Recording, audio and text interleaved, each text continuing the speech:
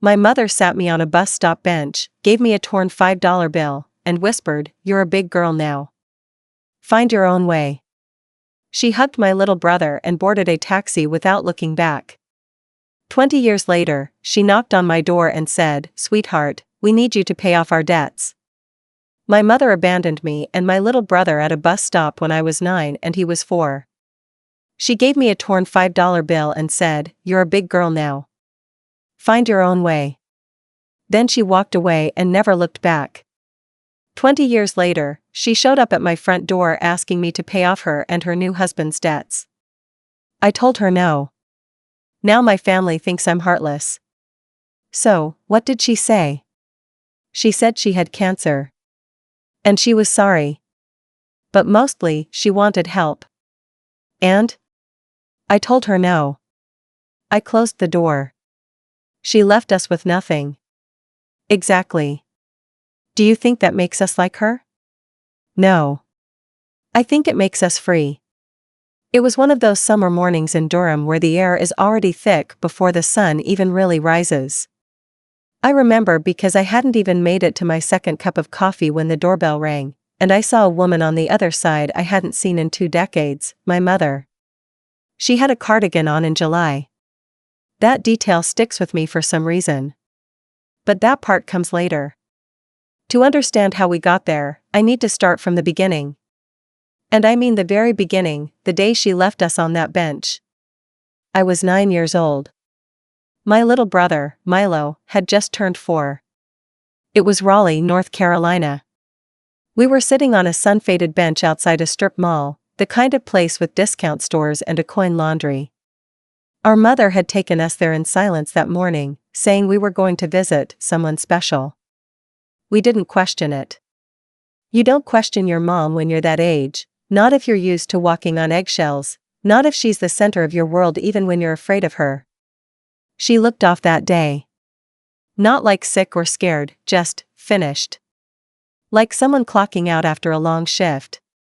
She sat us down, knelt in front of me, handed me a ripped $5 bill and said, "You're a big girl now. Find your own way." That was it. She kissed Milo's head, not mine, and flagged down the first taxi she saw. She didn't cry. She didn't explain. She didn't turn around when she got in. Just like that, she was gone. I remember sitting there in the heat for what felt like forever. I didn't understand. I remember trying to count the cracks in the sidewalk to distract myself. Milo fell asleep with his head in my lap. I didn't cry, not then. Something in me knew that if I cried, he would wake up and cry too, and then I wouldn't be able to hold it together. It was a woman from the bakery next door who finally noticed us. She brought us water, called someone, and the next thing I remember clearly is the inside of a social worker's car. We were placed together at first. Then they wanted to separate us because of our age gap. I refused. I don't even remember what I said or did, but I wouldn't let go of Milo's hand. Eventually, they gave in. We stayed together. The next few years were a carousel of strangers and different beds. People who meant well. People who didn't. A foster dad who drank. A foster mom who hoarded cats and forgot to feed us some nights. Another family who was so clean and quiet it felt like living in a museum. Then we ended up with the Yoders. Eleanor and Harlan Yoder were in their 60s when we moved into their farmhouse in Duplin County. They had no kids of their own, at least none still living. Their son had died in a car accident years earlier. Maybe that's why they took us in. Maybe that's why they kept us. They didn't smother us. They didn't ask us to talk about things. They gave us chores, routines, Sunday dinners, and a stable roof. That was enough. Eleanor baked pies and made soap in giant pots that steamed up the whole house. Harlan spent his mornings with Milo, teaching him how to bait a hook and fix small engines. I think they saved us, even if I couldn't admit it back then. Even if I hated being a kid who had to be grateful for basic things. I aged out of the system at 18. They told me I could stay. I said thank you, but I had to go. Something in me needed to prove I could do it on my own. Maybe I wanted to prove my mother wrong. Maybe I wanted to prove myself right. I took a scholarship to Wake Tech, worked nights at a 24-hour gas station off I-40. I lived on cup noodles, black coffee, and a stubbornness I still haven't fully shaken. Milo stayed with the Yoders until he graduated high school. We stayed close. I think part of me parented him, maybe more than I should have. But we were all we had. I helped him with college applications, proofread his essays. He moved in with me in Durham a year later, when I got a job doing admin for a property management firm. We had our routine. Our little home. It was modest but clean. There was always coffee in the pot and 2 chairs on the porch. We didn't talk about our mother. Not really. It was like a ghost story we both refused to say out loud. If we didn't name it, maybe it would stay buried. And then, one Saturday morning, she showed up. She looked older, of course. She wore her makeup the same way she did when I was little. Too much blush. Cheap perfume. Hair dyed the same brassy shade of brown. But she wasn't the same.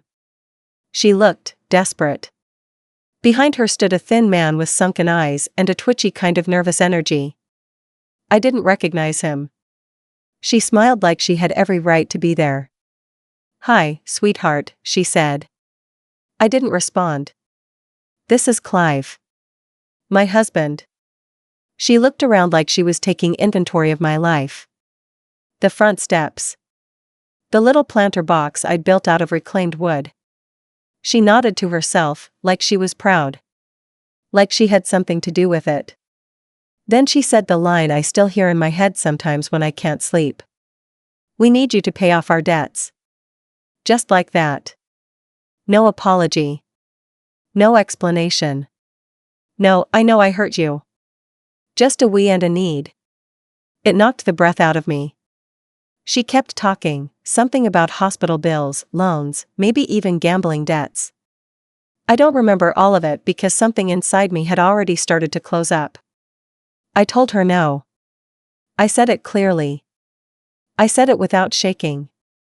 I said it like someone who had been preparing for that moment her whole life. She tried again. "I know I made mistakes."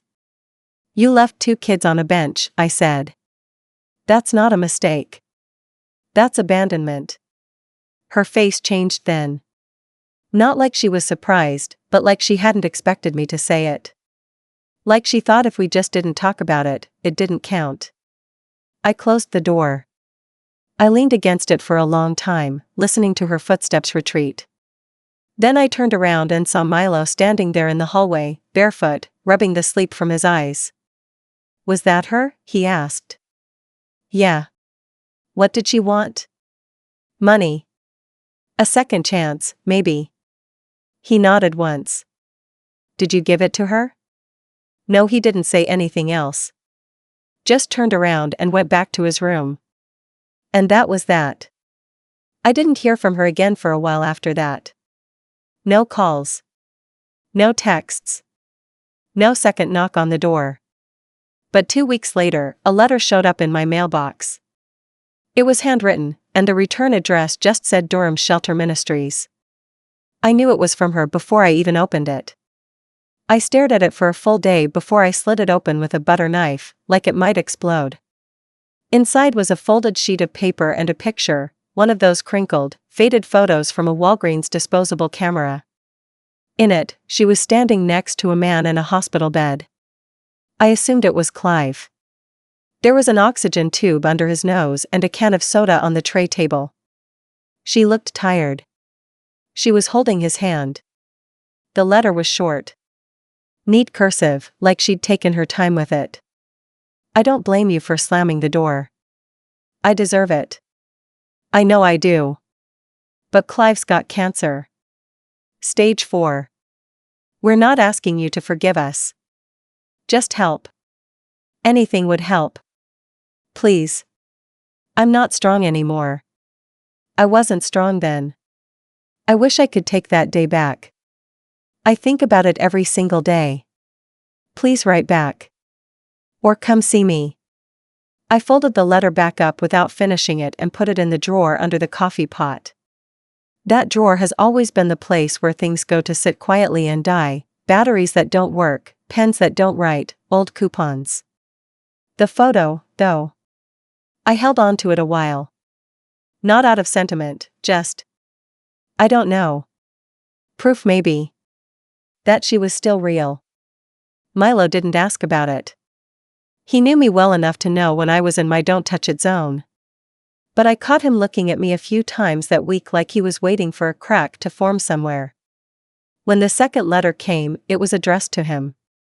I found it in the mailbox, and for a long time I just stared at it in my hand. I wasn't going to open it, obviously. I had boundaries, a decade's worth of therapy and survival to thank for that. But I felt something heavy in my stomach when I handed it to him. He didn't open it right away either. Just set it on the kitchen counter and went back to his cereal like it was junk mail.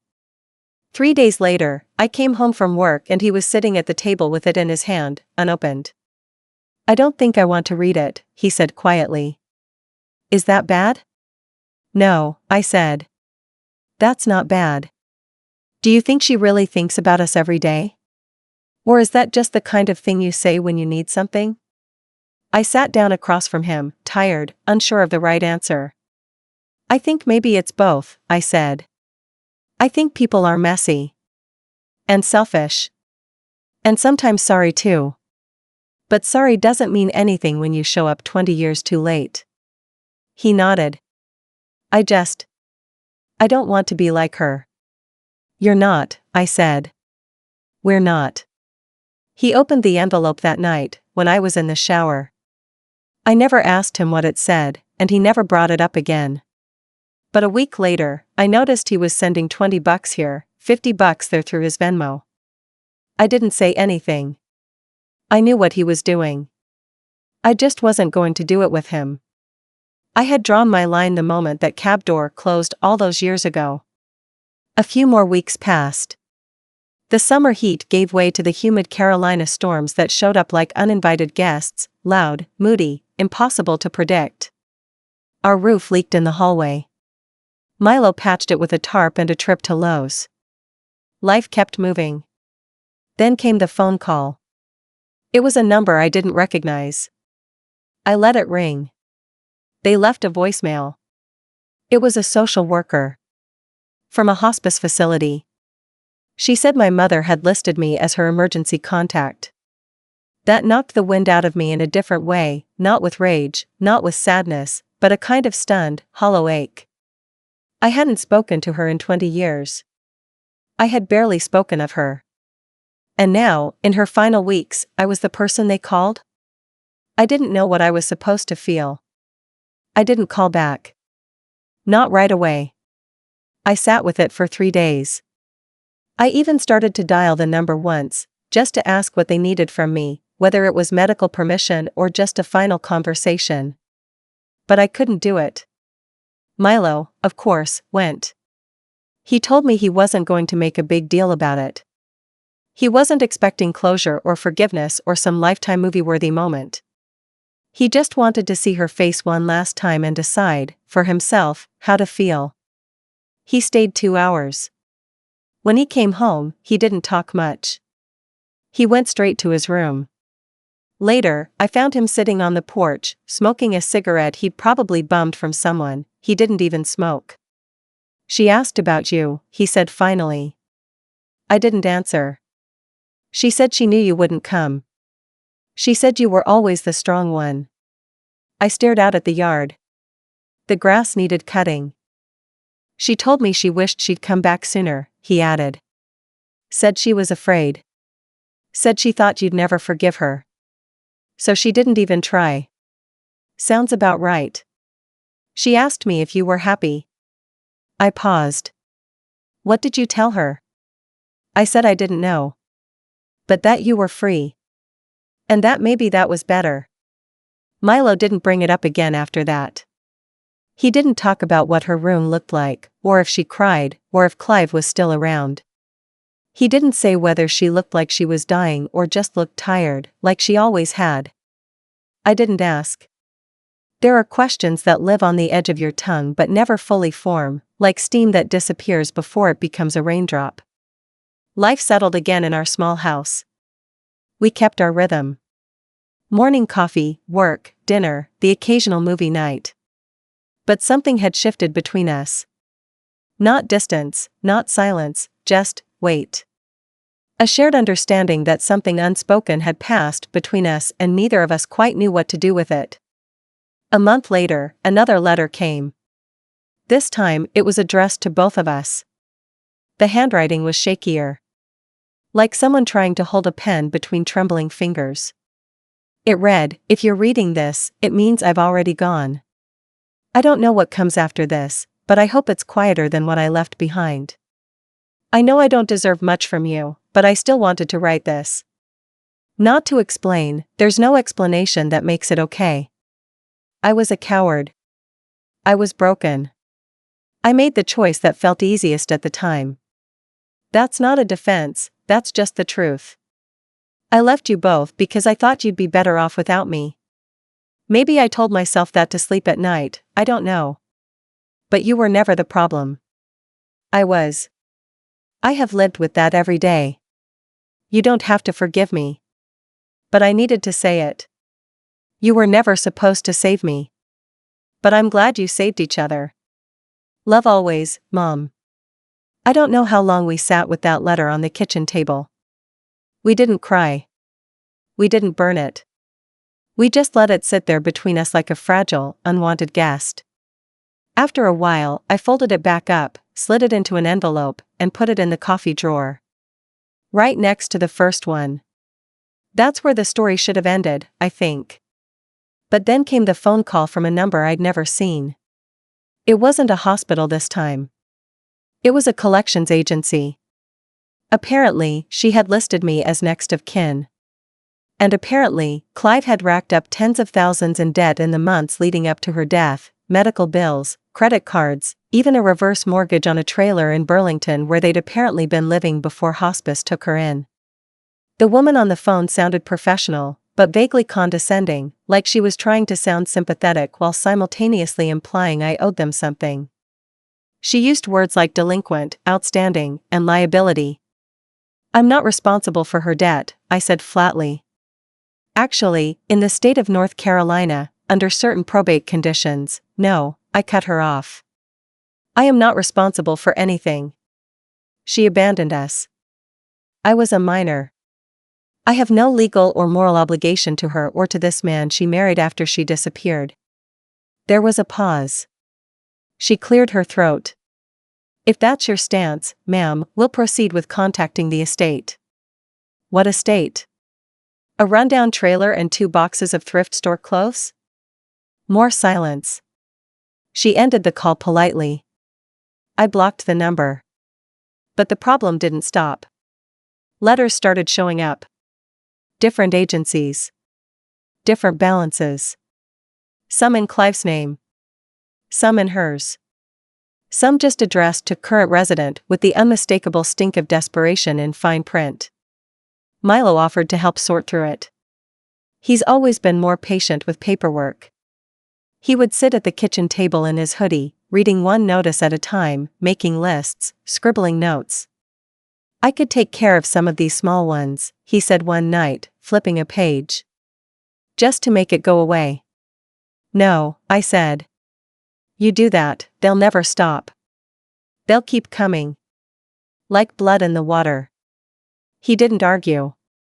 He just sighed and moved on to the next envelope. The hardest part wasn't the letters. It was the damn obituary. I didn't go looking for it, but a woman from church, Mrs. Albright, the one who runs the coat drive every winter, mentioned seeing my mother's name in the News and Observer.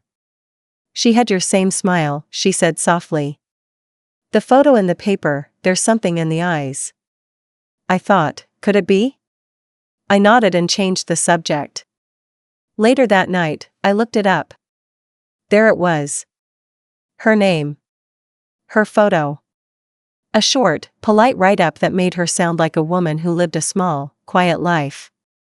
Nothing about abandonment.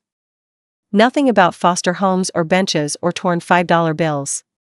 Just a sanitized version of someone we barely knew. Survived by 2 children. That line made me scoff. Survived by. Like we were gifts she left behind, not casualties. I showed it to Milo. He read it once, quietly. Then again. He didn't say anything. Just closed the browser window and went back to his room. Some nights I wonder how different it all could have been. If she had stayed. If she had come back sooner. If she had fought for us, even once. But then I remember how many times I sat at that gas station counter at 3 a.m. with aching feet, calculating which bills I could pay that month and which had to wait. I remember every job interview I went to in cheap heels and a borrowed blouse. I remember holding Milo's hand through his first heartbreak and trying to explain how taxes worked and walking him through FAFSA because no one ever did that for us. I remember surviving. And that matters more than her obituary. Months passed. The calls stopped, eventually. The letters thinned out too. I think once it became clear we weren't going to pay a dime, they moved on to the next poor soul with a pulse and a last name on a form. Still, every once in a while, a stray envelope would show up. I didn't even open them anymore. Just tossed them into the recycling bin without ceremony. We went back to our routines. Bills, dinners, laundry, reruns, work. The world didn't stop spinning just because someone knocked on our door with 20 years of baggage in her shadow. But something inside me hadn't settled yet. Not guilt. Not regret. Just unfinished business. Then one day, Milo came home with a manila envelope. It was from the hospice. The facility where she died. They'd sent over what was left of her personal items, the things she had with her in her last few weeks. It was more than I expected. Not just a toothbrush and some socks. There were journals. Letters never sent. Even a small photo album. Milo opened the album first. It was a mix of old and new. A few faded photos from when we were little, me in a second-hand jacket, Milo in his favorite dinosaur pajamas. She must have kept them all those years. But there were also pictures of Clive. Of the trailer. Of some dusty stretch of highway somewhere in the Piedmont. None of it meant anything to me. I felt like I was flipping through a stranger's scrapbook. Then we found something else, tucked in the back pocket of the photo album. A wrinkled folder labeled Personal Records. It had copies of loan documents, ID cards, old check stubs. But one page caught my eye. It was a handwritten IOU. Not official. Not notarized. Just a torn notebook page that said, in her handwriting, borrowed $8,000 from Lewis Harrow for debt consolidation. To be repaid in full once Clive's settlement clears. And there, taped underneath, was a phone number. Local. I stared at the name. Lewis Harrow. The name meant nothing to me. But something about it stuck. I did what anyone would do, I Googled him. Turns out, Lewis Harrow was a man with a reputation, the kind of person who floats around the bottom rung of the lending world. No storefront. No website. Just a series of community board posts warning people not to deal with him unless they liked being followed to their cars. He wasn't a loan shark exactly. Just a guy who helped people, and made damn sure they paid him back. And suddenly, something clicked. All those letters. All those agencies. The sudden spike in debt right before she died. It wasn't just medical bills and credit cards. She owed him. I told Milo. His eyes widened. You think he's the one sending the letters? Not directly. But I think he sold her debt. To who? I don't know. But maybe we can find out. I wasn't sure what I was planning at first. I just knew I wasn't going to let this man, this stranger, keep reaching into our lives from the shadows. I was done letting people hurt us without consequence. So I called the number. I told him I was Margaret's daughter. There was a pause. Then he laughed. You the big girl she always talked about? The blood drained from my face. What? She said you were tough. Said you'd never come looking. Well, here I am. He got quiet after that. I asked him outright if he had sold her debt. He didn't deny it. In fact, he sounded amused. I sell everything that don't pay up. You think I got time to chase ghosts? That's when I told him I was filing a complaint with the Attorney General's office, the Consumer Protection Division. I told him I had all the documents, the IOU, the account numbers, the letters. I told him I had spoken to a lawyer. None of it was true. But I said it with the same steel in my voice that I used on landlords who tried to stiff me on final paychecks. That I used when I got Milo into college. That I used when I built a life from scratch out of nothing. There was a pause. Then he said, "You want to play it that way? Fine. Debt's gone. Tell your lawyer to go to hell." And he hung up. Just like that. I don't know if he actually erased anything. But the letter stopped. For good this time. Milo high-fived me in the kitchen like we were 12. Then he laughed and said, "That was kinda badass." I didn't feel badass. I felt tired. But I also felt something I hadn't felt in years. Done. Finally, done. We burned the photo album that weekend. Not out of spite. Not to erase her. But to let her go. We stood in the backyard with a fire pit we borrowed from the neighbor. Page by page, we fed the past to the flames.